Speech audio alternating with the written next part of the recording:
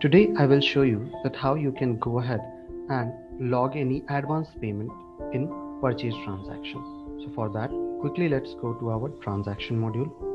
Now I will quickly go ahead and pick one purchase order which I have created. So I will open this purchase order. Now here I have created the purchase order.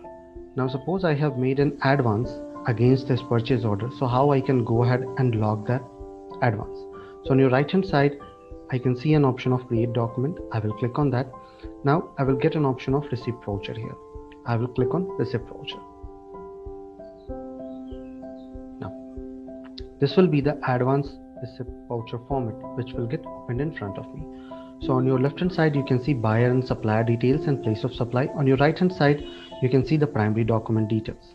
So I will go ahead and put the document number like ARV.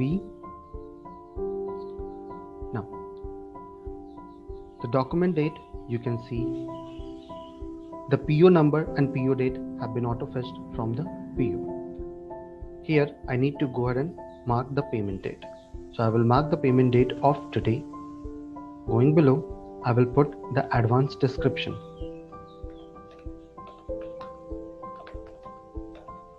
Now, you can very well put either the advance percentage or advance amount. So total before tax is 1200 and I have made an advance of 600. What I will do, I will quickly go ahead and just put the advance amount of 600. Going below, same will be fetched here. I can very well go ahead and put any extra charge, attachment and comment by clicking on these three symbols.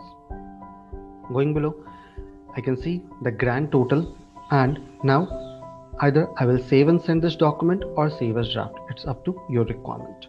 So I will go ahead and click on save and send here. Now it will ask me that what was the payment mode. So I will go ahead and just select the NEFT. Now through which account you made the payment. So I made the payment through my State Bank of account. Now you can very well put the reference number.